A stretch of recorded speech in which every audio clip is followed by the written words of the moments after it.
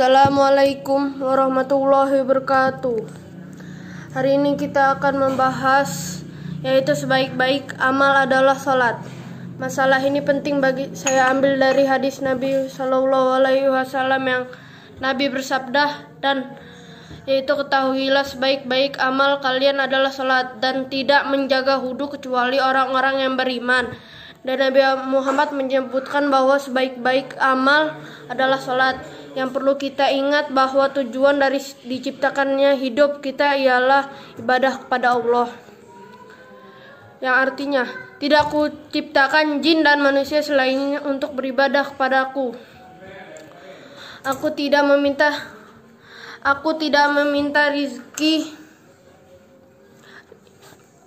meminta rezeki dari mereka dan aku tidak meminta kepada mereka untuk memberikan makanan kepadaku.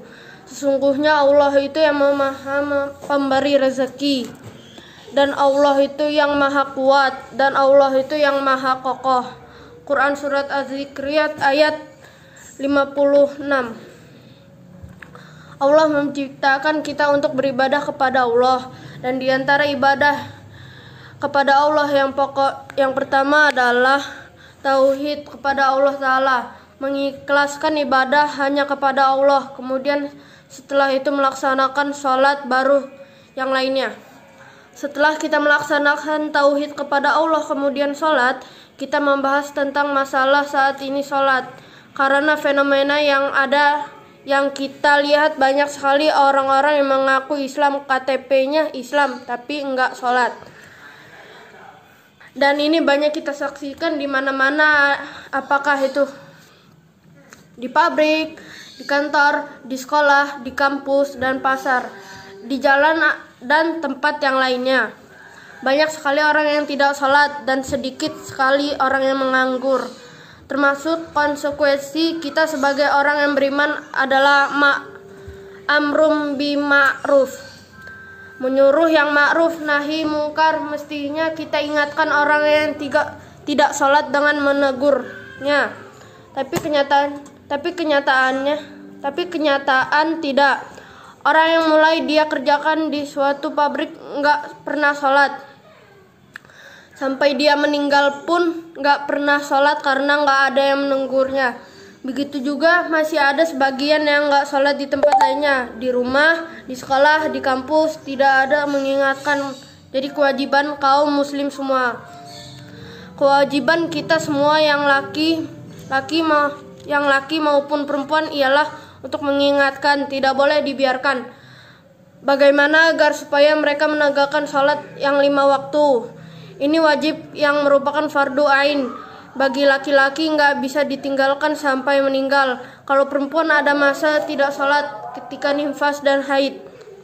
Bahkan sampai orang yang sedang sakit tidak boleh meninggalkan sholat. Yang perempuan pun demikian. Jika dia tidak haid atau nifas, dalam keadaan bagaimanapun juga dia wajib sholat. Walau dia sakit, safar, naik kereta, naik bis, naik pesawat, wajib dia untuk sholat. Jika sakit parah nggak bisa berdiri maka sholatnya duduk. Nggak bisa duduk maka sholatnya berbaring. Berbaring nggak bisa juga maka berisyarat. Tetap wajib sholat bagaimanapun keadaannya. Tidak boleh ditinggalkan karena ini ketentuan agama Islam yang merupakan rukun Islam. Yang 5 setelah syahadat. Nabi menyebutkan bahwa Islam dibangun atas 5 perkara. Yang pertama syahadat, yang kedua mendirikan sholat, kemudian keluarkan zakat, keempat puasa Ramadan, kelima naik haji ke Baitullah. Ini merupakan tiang agama. Kalau kita lihat orang-orang meninggalkan sholat ada berbagai macam. Yang pertama adalah orang yang meninggalkan sholat sama sekali. KTP-nya Islam semua, urusannya Islam, tapi nggak sholat. Nanti ketika mau nikah baru ngurusin lagi di KTP-nya Islam. Ketika meninggal juga ditanya lagi, ini mau dikuburkan di mana? Pemakaman kaum muslim, padahal dia nggak pernah sholat sama sekali. Ada atau tidaknya seperti ini. Ada yang seperti ini. Ada yang meninggalkan sholat yang 5 waktu, dia tinggalkan semua. Mengerjakan sholat selama setahun itu hanya 2 sholat, yaitu Idul Fitri dan Idul Adha, supaya dia bisa berlebaran. Diakui kaum muslim bahwa dia Islam dan boleh berlebaran Ada yang seperti itu. Ada jadi sepanjang tahun sholatnya 2 kali, Idul Fitri dan Idul Adha. Ada yang meninggalkan sholat 5 waktu yang dikerjakan seminggu hanya sekali, yaitu Jumat. Ada juga mengerjakan sholatnya dalam sehari 3 kali dikerjakan oleh dia, yaitu sholatnya yang pertama asyar, yang kedua maghrib, yang ketiga isya. Atau ada yang zuhur dikerjakan maghrib dan isya dikerjakan, yang hilang subuh sama asar. Karena asar sedang sibuk-sibuknya dia kerja mau persiapan pulang. Ada yang mengerjakan seperti itu. Ada juga yang dia mengerjakan 4 kali dalam sehari, zuhur, asyar, maghrib, isya. Subuhnya nggak pernah. Cukup sekian kultum dari saya. Kalau ada salah saya minta maaf. Wassalamualaikum warahmatullahi wabarakatuh.